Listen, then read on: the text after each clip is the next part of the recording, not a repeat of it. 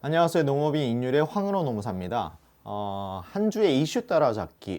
이번 주는 2022년 근로감독 계획에 대해서 한번 알아보도록 하겠습니다. 2022년 근로감독 계획은요, 매년 노동청에서 매년 이 작년도 그렇고 올해도 그렇고 한 해의 근로감독 계획을 어떻게 할 것인지에 대해서 발표하는 내용인데, 올해도 여김없이 근로감독 종합계획을 발표했습니다.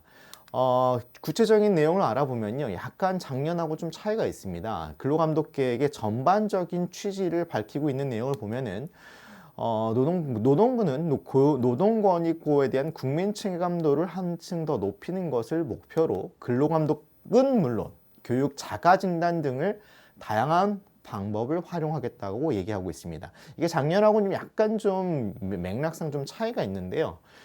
작년 같은 경우에는 좀 코로나 장기화에 따라서 영세사업장 좀 감독에 대해서 조금 조심스럽게 접근했다면은 올해는 이런 문구는 별도로 없이 교육자가 진단 등의 조금 다양한 방법을 활용해서 법 위반을 사전에 예방할 수 있도록 해서 감독 효과성을 높이는 전략을 추진하겠다고 밝히고 있습니다. 좀 작년하고는 좀 다른 맥락이 있는 것 같은데 조금 더 구체적으로 알아보도록 하겠습니다. 자, 근로감독은요, 첫 번째 정기감독과 수시감독, 특별감독으로 세 가지 영역으로 나눠집니다. 매년 이 세 가지 영역으로 나눠서 발표를 하고 있고요.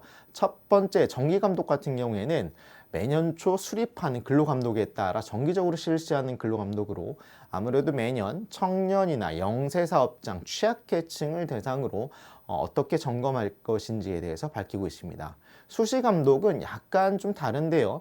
정기적으로 실시하는 감독보다는 조금 취약 업종, 지역이나 업종별로 타겟을 잡아서 기획하는 근로감독을 얘기합니다. 매년 수시 감독을 실시해 왔는데 이번 금년도에는 어떤 타겟을 잡을지에 대해서 한번 얘기를 해보도록 어떤 방식으로 진행할지에 대해서 얘기를 나눠보도록 하겠습니다. 특별 감독은 좀 이렇게 생각하시면 됩니다. 그 사회적 무리, 즉 여론이나 TV, 신문 등에서 이슈화가 됐던 기업이나 업종을 대상으로 조금 전면적인 감독을 실시하는 경우를 특별 감독이라고 합니다. 특별 감독은 매년 자주 실시하는 것은 아니지만 그래도 사회적 물의를 일으킨 사업장에 대해서는 좀 매년 실시하고 있습니다. 첫 번째 정기 감독에 대해서 구체적으로 알아보겠습니다. 첫 번째 정기 감독은요, 분야별 정기 감독이나 현장 예방 점검의 날, 노무관리 지도 점검의 세 가지 영역으로 나뉘는데, 첫 번째 분야별 정기 감독은요, 아무래도 매년 이야기 발표하고 있는 청년, 여성, 외국인, 장애인 등 취약계층 보호에 집중을 하겠다라고 밝히고 있습니다. 작년하고 좀 차이가 있다면은 작년에는 여성, 외국인, 장애인 등이나 비정규직, 공공기관의 비정규직 정규 전환에 따른 무기계약직 계층들, 그 다음에 근로시간 단축법 시행에 따른 300인 이상 사업장을 조금 집중적인 점검 대상으로 봤다면은 금년도에는 딱히 그런 언급은 없으나 청년을 추가한 취약계층을 보호에 집중하겠다라고 밝히고 있습니다.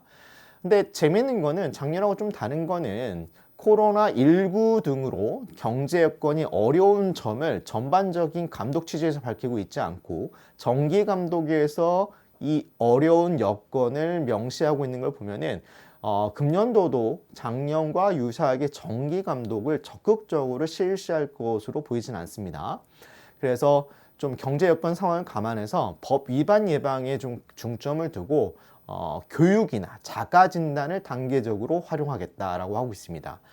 사실 이게 작년하고 살짝 문구가 바뀐 것 같은데요. 자가 진단이라는 용어를 올해 처음으로 썼는데 작년 같은 경우는 선자율 개선 후 현장 점검이라는 단계적 접근을 했는데 작년에 썼던 자율 점검이라는 용어를 올해는 자가 진단이라는 용어로 조금 다르게 접근한 걸로 보여집니다. 그래서 작년하고 유사한데 감독 대상의 3배수에 해당하는 사업장을 대상으로 자가진단표를 배포해서 사업장 스스로 법준수 여부를 확인하고 자가진단 결과를 제출할 수 있도록, 또 자가진단을 할 수 있는데 조금 근로감독관이 직접 노동법 설명을 해준다거나 별도의 교육 콘텐츠도 지원하는 방식으로 감독을 하겠다라고 밝히고 있습니다. 또 이에 따라서 자가진단표를 제출한 것과 그 다음에 근로감독 자체의 데이터베이스를 활용해서 실제 근로감독 대상을 선정하겠다라고 밝히고 있습니다. 두 번째는 현장 예방 점검의 날입니다. 사실 현장 예방 점검의 날이라고 해서 별도의 지정된 날을 운영하는 것 같지는 않고요. 현장 예방 점검을 집중적으로 실시하겠다고 보시면 될 것 같습니다. 특히나 이런 현장 예방 점검은 중견 대기업보다는 영세 20인 미만 혹은 10인 미만의 영세 사업장을 중점적으로 시행할 것으로 보여지고요. 이런 영세 사업장을 대상으로 4대 기초노동질서를 집중적으로 점검하겠다고 밝히고 있습니다. 4대 기초노동질서는 크게 보면은 네 가지인데요. 첫 번째는 근로계약서를 체결하는 것을 얘기하고요. 두 번째는 작년부터 시행됐죠. 임금명세서를 교부하는 사안들. 세 번째는 최저임금 준수. 네 번째는 임금체불의 리스크가 있는지를 확인하는 네 가지 기초노동질서를 집중적으로 점검하겠다고 밝히고 있습니다. 물론 이 현장 예방점검도요, 마찬가지로 사전계도를 충분히 지도하고요, 자가진단이나 기타 콘텐츠 지원도 할 것으로 밝히고는 있습니다. 세 번째는 노무관리 지도점검입니다. 노무관리 지도점검은 노무관리 역량이 취약한 중소규모 사업장에 대해서 노무관리 지도를 점검 강화하겠다고 하는데, 작년에 실제 나온 사례들을 보면은 보통 중견 대기업 같은 경우에 크게 두 가지 영역으로 점검이 실무가 실시됐습니다. 하나는 정기감독이고요. 두 번째는 지도점검이었습니다.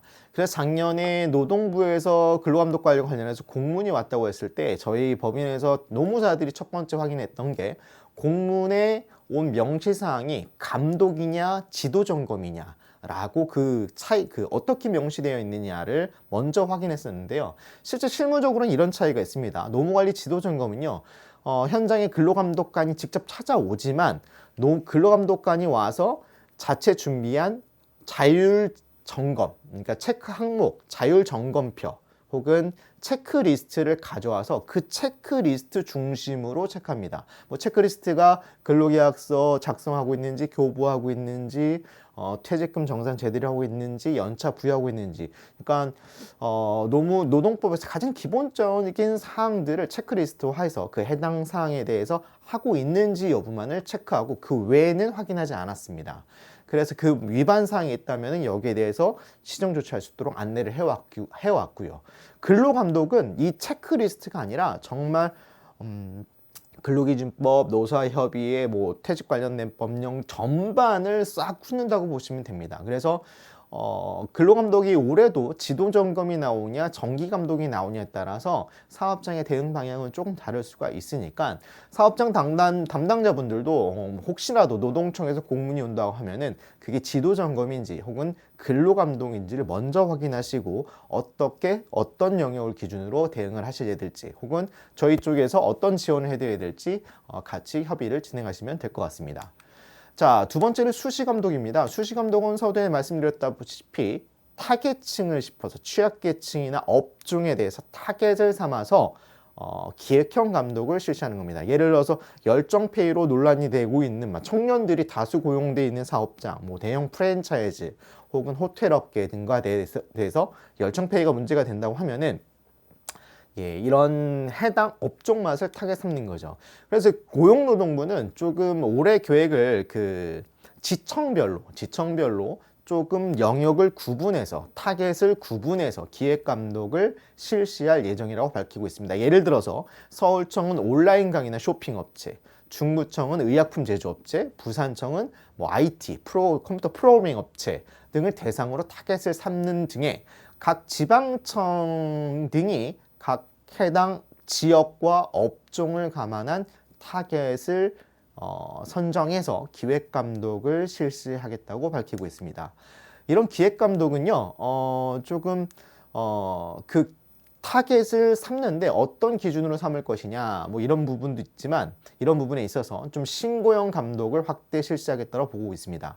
그래서 예전에는 진짜 3회 이상, 최근 1년 내에 3회 이상 체불 신고가 있었던 사업장이 대상이었다고 보면은 올해는 체불 신고가 한 번이라도 있었다면은 한 번이라도 있었고 고의적이거나 그 사유가 고의적이거나 피해 노동자가 다수인 경우에는 감독 대상으로 보겠다고 하고 있는데 작년하고 좀 더 좀 엄격해진 걸로 보여집니다. 작년에는 3회 이상의 체불 신고와 사유가 고의적이고 체불금품도 뭐 1억 원 이상 정도는 되어야 감독 대상으로 보겠다고 했는데 올해는 좀 구체적 요건을 완화해서 더 엄격히 보겠다는 계획을 수립한 걸로 보여집니다.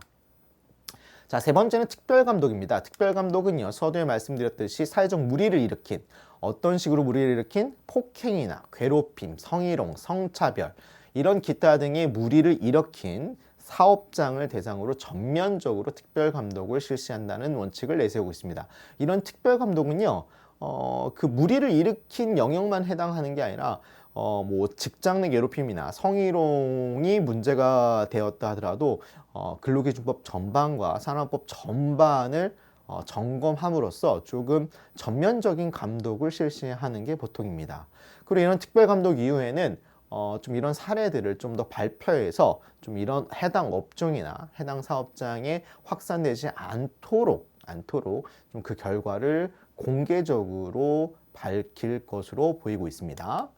자, 이제까지 조금 근로감독의 각각의 영역과 올해 근로감독의 계획을 좀 구체적으로 알아봤는데요. 이 노동부는 이런 근로감독들의 효과성을 제고하기 위해서 몇 가지를 더 추가적으로 제안하고 있습니다. 첫 번째는 디지털 증거 분석을 강화한 근로감독 인프라를 개선하겠다고 하고 있습니다. 고용노동부가 몇 년 전부터 포렌식 수사 기법을 활용하기 시작했죠. 그래서 포렌식 수사 기법을 활용한 장비들도 이미 다 구입한 상태고, 이 포렌식 수사 기법이 뭐냐? 뭐 근로감독을 할 때 사업장에서 증거 제출 혹은 근태관리의 제출, 자료를 제출하지 않을 경우에 해당 CCTV의 서버를 복사해 간다거나 혹은 사용하고 있는 컴퓨터의 하드를 미러링해서 복사해 가서 구체적인 자료를 확보하겠다는 적극적인 증거 분석 관리를 하겠다라는 겁니다. 이런 인프라를 올해 확대를 전면적으로 하겠다는 계획을 세우고 있고요. 두 번째는 특별감독 및 기획형 감독의 경우에는 그 근로감독을 결과를 공개하겠다고 밝히고 있습니다. 이런 근로감독을 좀 더 밝힘으로써 해당 업종이나 사례를 좀 더 예방하고 확산시키는데 조금 그 예방에 대한 리스크 혹은 예방에 대한 주의를 좀 더 확산할 수 있도록 조금 더 결과를 아예 공개하겠다고 밝히고 있습니다. 세 번째는 지속적 관리가 필요한 중소사업장에 대해서는 일터혁신 컨설팅에 대해서 적극적으로 지도하겠다고 밝히고 있습니다. 일터혁신 컨설팅이 뭐 어떤 거냐면요. 중소기업을 대상으로 정부가 무료 컨설팅을 해주는 겁니다. 그 무료 컨설팅은 그 영역에 일하는 방식이나 근로시간 단축, 임금 평가 혹은 보수책에 관련된 무료 컨설팅을 지원해 주는 건데요. 이런 컨설팅이 혹시나 모르고 계셨다면 한번 알아보실 필요가 있고요. 혹시라도 이런 컨설팅이 필요한 사업장 혹은 오래 고민하고 있는 사업장은 저희 농업인 인율에 따로 연락을 주시면 신청 절차도 알려드리고 따로 안내를 드릴 수 있도록 하겠습니다. 또 필요하다면 저희가 컨설턴트로 참여도 가능하니까요. 필요한 부분 사업장이 있으시면 따로 연락을 주시면 감사하겠습니다. 자, 지금까지 2022년 근로감독 종합계획에 대해서 한번 알아봤습니다. 좀 도움이 되셨나요? 앞으로는 조금 이런 주간 뉴스에 한 주 이슈에 따라 잡기라는 주제로 좀 구체적인 내용을 담아서 동영상으로 이렇게 인사를 드릴 예정이니까요. 많은 응원 부탁드리겠습니다. 그러면은 한 주 즐겁게 보내시고 다음 주에 또 뵙도록 하겠습니다. 감사합니다.